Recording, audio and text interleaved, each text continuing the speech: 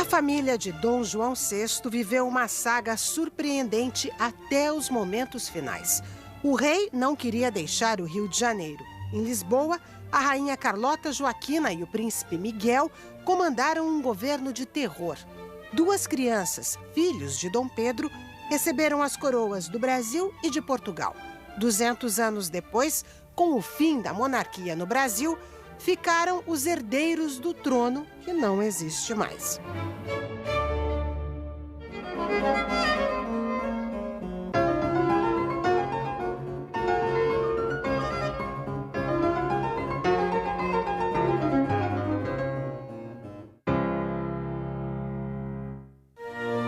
Em 1821, era difícil encontrar explicações para a permanência da família real no Brasil. Não havia mais guerra na Europa. A Inglaterra, potência vencedora no conflito, fazia uma nova pressão. Queria o retorno da corte para Portugal. Dom João não ouvia os apelos dos ingleses para deixar o Rio e acabar com o tráfico de escravos. Alegava ter problemas auditivos. Dizem que por isso ele ganhou dos ingleses este trono acústico, com um sistema que ampliou o som das vozes até os ouvidos reais. Por vontade própria, ele teria permanecido no Rio de Janeiro até à sua morte. Foram as circunstâncias políticas que o obrigaram a regressar.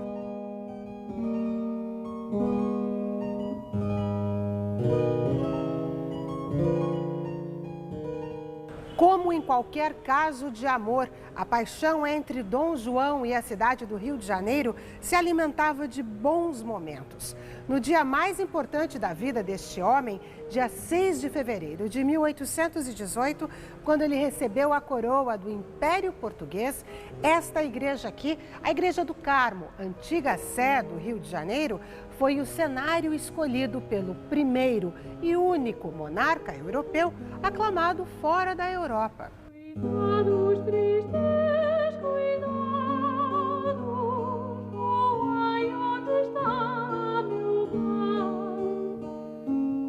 Cuidados tristes, cuidados, oh, ai, onde está meu pai? O Rio de Janeiro tinha tudo que Dom João queria. E ele só volta a Portugal porque foi forçado a isto pela Revolução de 1820. Se essa revolução não tivesse forçado a voltar a Portugal, ele teria ficado no Brasil e teria transformado o Rio de Janeiro em capital de Portugal.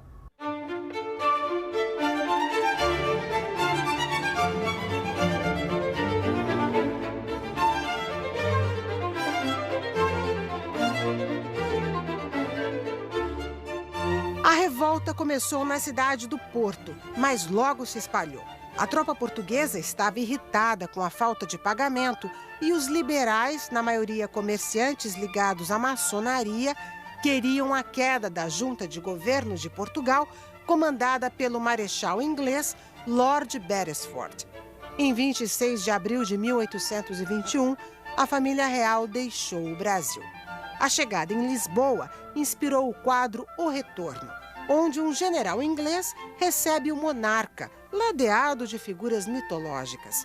Na verdade, os liberais foram até o navio do rei e ele só pôde desembarcar depois de assinar a primeira Constituição de Portugal. Este documento, com a caligrafia nitidamente tremida de Dom João e um espaço em branco.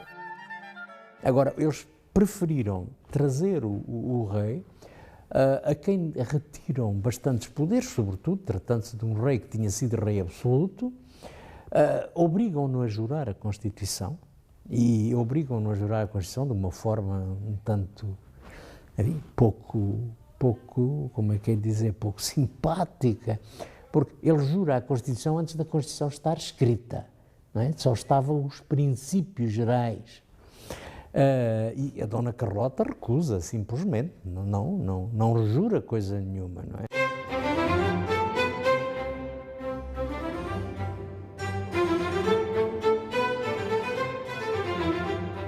Porque a Constituição é uma cópia da Constituição de 12, espanhola, né, em que realmente o rei perde praticamente toda a autoridade E ela não aceita isso. Ela era uma absolutista convicta. Em Portugal, no Palácio da Ajuda, Carlota Joaquina começou uma articulação política contra os liberais reunidos nos debates das cortes. Como fazia parte do Reino Unido, o Brasil mandou representantes escolhidos em 15 estados. 46 deputados brasileiros compareceram às sessões. O paulista José Bonifácio fazia parte do grupo e percebeu rapidamente duas coisas. Os políticos portugueses queriam que o Brasil voltasse à situação de colônia, perdesse os avanços conquistados com Dom João. E estava na hora de se aproximar do príncipe Pedro, que ficou no Brasil. A primeira manifestação política de São Paulo foi quando o Dom Pedro recebe ordens de voltar para Portugal. A Câmara de São Paulo se reuniu sobre a influência principalmente dos Andradas, do José Bonifácio e seus irmãos, que eram políticos, e enviam uma moção para o Rio de Janeiro solicitando que o Dom Pedro não voltasse e desobedecesse às ordens das cortes.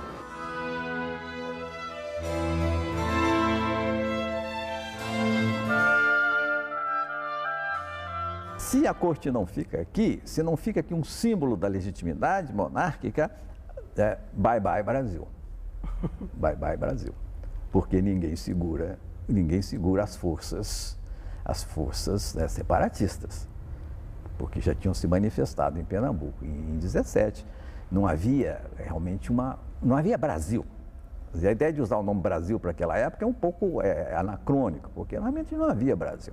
Havia uma colônia fragmentada com certos polos econômicos importantes. A vinda da corte que deu um centro a isso, mas com muita reação de outras províncias, outras capitanias.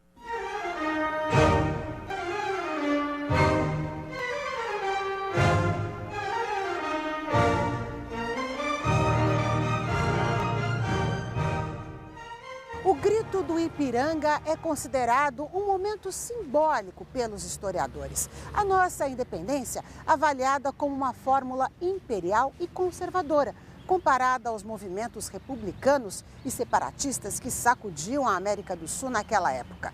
O 7 de setembro até hoje é feriado. Porém, foram necessários 3 anos de negociações para que Portugal e outros países da Europa reconhecessem a liberdade do Brasil.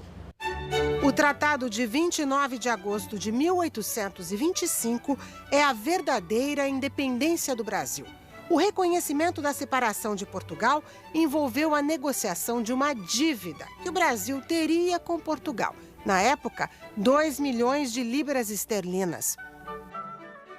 E o segundo item de uma longa lista de dívidas que o Brasil contraiu para com Portugal, o segundo item era a biblioteca. Nós falamos entre 17% e entre 22,5% da dívida. Então, esse cálculo dá uma estimativa da importância dessa biblioteca, uma vez que nessa dívida estavam as joias da coroa, navios, armas, ou seja, tudo aquilo que Portugal entendia que havia ficado no Brasil, mas que de fato pertencia ao Estado português. A Inglaterra é artífice dessa negociação, né? Ela é a mediadora, né? Falando em bons termos, mas em maus termos, ela é quem sai ganhando com essa negociação, e a dívida que Portugal havia contraído para com a Inglaterra faz com que esse arranjo entre Brasil e Portugal vá direto para os cofres ingleses. A perda do Brasil abalou o poder daqueles que controlavam Portugal. Carlota Joaquina viu a oportunidade que estava esperando para juntar esforços e colocar o filho Miguel contra o pai, Dom João. E depois da independência do Brasil, os liberais perdem um pouco o crédito, porque o Brasil, obviamente, era uma parte importante do Império Português, né? Mais importante, talvez, e com a independência eles caem numa situação, pelo menos, de desconforto junto à sociedade. Então, ela aproveita, tem 2 momentos, a Abrilhada, a Vila Francada e a Abrelada, que ela tenta botar Dom Miguel no poder, né? Só vai conseguir isso depois, com a morte de Dom João.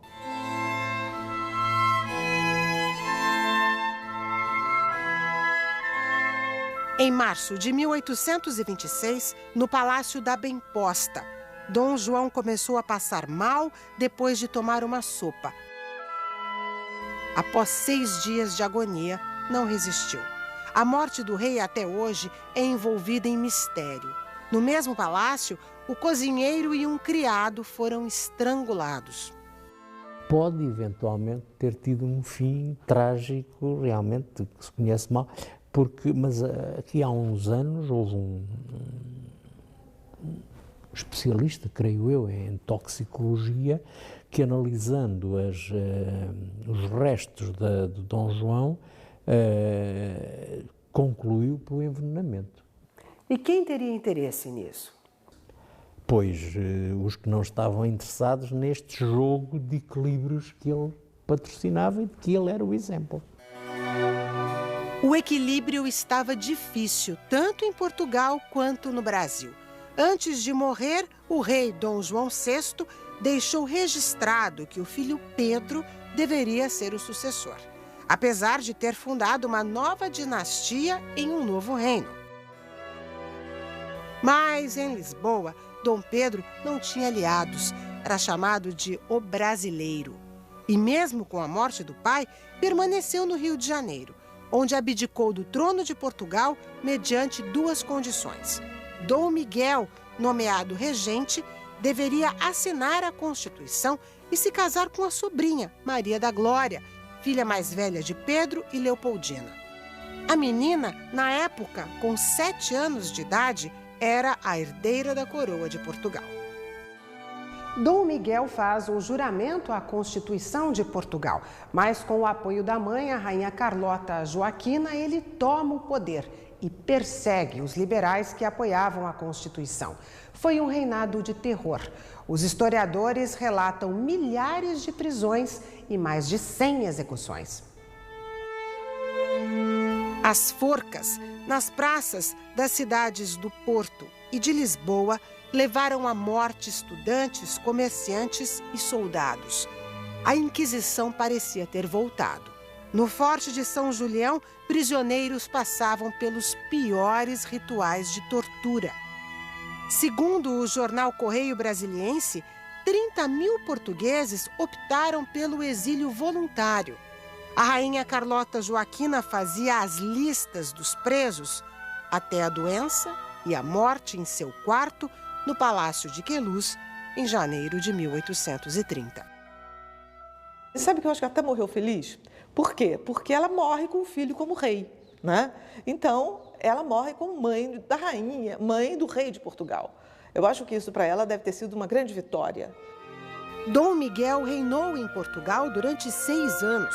O casamento entre o tio e a sobrinha nunca foi consumado. Esta charge da época mostra os 2 irmãos, Pedro e Miguel, lutando pelo trono de Portugal. Na preparação para este combate, Dom Pedro, depois de deixar o Brasil, passou pela França, conquistou a simpatia de alguns aliados em Paris e depois foi para a Inglaterra. Em Londres, em busca de apoio, reuniu uma pequena corte neste hotel. Segundo alguns historiadores ingleses, Dom Pedro saiu daqui com um gordo empréstimo, cerca de 2 milhões de libras na época. Levou um exército formado por portugueses e mercenários ingleses. Uma aliança entre a França, a Espanha e a Inglaterra apoiou Dom Pedro neste retorno a Portugal. Almirantes experientes comandaram a viagem da tropa de navio e a estratégia do desembarque em Portugal, que levou à vitória de Dom Pedro. Derrotado, Dom Miguel foi para Roma, onde viveu às custas de uma mesada do Papa Gregório XVI. Teve um final de vida tranquilo, morreu velhinho na Alemanha, terra da princesa Adelaide Sofia, com quem teve 7 filhos. Dom Pedro morreu meses após conseguir entregar a coroa de Portugal para a filha mais velha, e o trono do Brasil ele teve que deixar antes disso para o filho caçula. Talvez mais extraordinário do que a independência do que o fato da independência em si. É esta decisão em 31 de, por exemplo, não proclamar uma república, ou não separar totalmente o país. Dom Pedro vai embora, há milhares de pessoas reunidas no Campo de Santana, 4, 5 mil pessoas lá no Campo de Santana. Dom Pedro manda dizer, renuncio. E aí? As câmaras não estavam reunidas. O que acontece? Aí o general Lima e Silva, pai do Castilho, dá um grito de viva Dom Pedro II. Mas ele poderia ter dado um viva, alguém podia ter dado um viva República, alguma coisa desse tipo. Mas não, aí havia esta tradição e havia esta convicção que achavam importante, né, do ponto de vista, sobretudo, manter a unidade e manter a ordem e garantir a ordem social também no país e garantir também a escravidão. Isso estava tudo embutido. E uma criança de 5 anos concentrava tudo isso? Apenas era um símbolo, era um símbolo.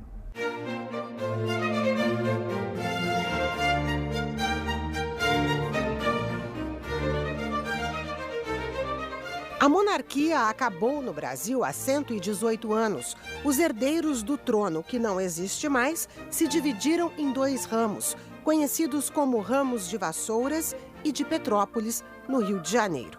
O fotógrafo carioca Dom João de Orleans e Bragança, bisneto da princesa Isabel, filha de Dom Pedro II, herdou o nome do rei de Portugal, que viveu no Brasil. Olha, a marca maior da minha educação e da minha formação é de amor ao Brasil. E, como disse, de respeito ao Brasil. Essa é a marca que Dom Pedro II deixou, que Dom Pedro I deixou, sabendo que o país era mais importante que ele. E que era mais importante, inclusive, que o convívio dele com o filho dele, Dom Pedro II, que deixou aqui, sabendo que ele nunca mais ia ver o filho. Ele deixou o filho dele aqui pelo país. Ele deixou o país pelo país. Você ser educado a respeitar e amar um país e não poder voltar, e não poder estar nesse país, talvez seja das coisas mais difíceis e duras que alguém possa passar.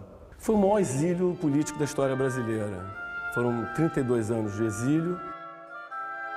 Quando os militares que proclamaram a República em 1889 obrigaram Pedro II a deixar o Brasil com toda a família, os netos dele, filhos da princesa Isabel, Dom Pedro de Alcântara, Dom Luís e Dom Antônio, eram crianças que brincavam nos jardins do Palácio da Quinta da Boa Vista. Na Europa, Dom Pedro de Alcântara, o mais velho, não se casou com uma princesa de sangue real. Por isso, o avô de Dom João de Orleans e Bragança teve que renunciar aos direitos sucessórios. Dom Antônio morreu. Dom Luís escolheu uma princesa italiana, Dona Maria Pia, e eles tiveram filhos e netos na França. O neto mais velho deste casal, Dom Luís Gastão, usa o título de herdeiro de jure. Prefere que se dirijam a ele como Sua Alteza Real. Em São Paulo, na casa onde mora, além das fotos de família, guarda várias imagens de santos. Teve o apoio de uma entidade religiosa conservadora, considerada de extrema-direita, a Tradição, Família e Propriedade, conhecida pela sigla TFP. Mas não conseguiu a vitória da monarquia num plebiscito sobre o sistema de governo, realizado em 1993. O homem que ainda sonha em ser um monarca brasileiro nasceu na França e veio para o Brasil em mais um momento de turbulência na Europa, a Segunda Guerra Mundial. 45, logo depois do armistício na frente ocidental, que foi em maio, nós embarcamos para o Brasil. Uma viagem um pouco aventurosa, porque tivemos que tomar o trem na França, atravessar a Espanha no vagão lacrado por causa do desentendimento entre De Gaulle e Franco, e chegar a Portugal e embarcar em Lisboa. Passamos 6 dias na casa de amigos em Portugal, muito simpáticos, bem português, aquela hospitalidade bondosa, e seguimos num navio chamado Serpa Pinto, um navio pequeno, superlotado, porque era o primeiro que cruzava o Atlântico. O oceano parece mesmo ter dividido a família e os descendentes de Dom João. As viagens sempre impondo destinos surpreendentes. Geralmente, a história é contada pelos vencedores. E 200 anos depois, você tem mais calma, mais isenção e mais tranquilidade para ver períodos antigos da história e analisar com mais isenção. É que a memória histórica do país é como no indivíduo a memória de sua família. Se o indivíduo perde sua memória, a memória de sua família, ele perde sua identidade, não sabe mais quem é, para onde vai, o que vai ser. O mesmo se dá com uma nação. O Brasil e seus personagens históricos tiveram no século XIX uma trajetória única, sem comparações em qualquer continente do planeta. Primeiro colônia, depois Reino Unido a Portugal, Império e República. Isso tudo precisa ser não só reavaliado, porque, infelizmente, ainda se tem essas duas visões, esse recorte muito maniqueísta, ou ele pessoalmente, esse período foram muito bons ou foram muito ruins. Certamente nenhuma coisa nem outra. It smoothed the path towards independence for Brazil. It consolidated it as a single country.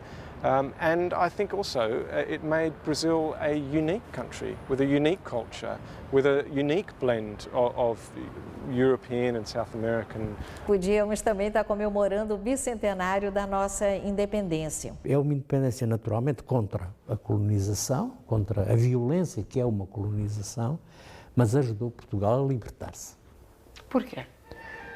Porque ninguém pode ser livre se oprime outros.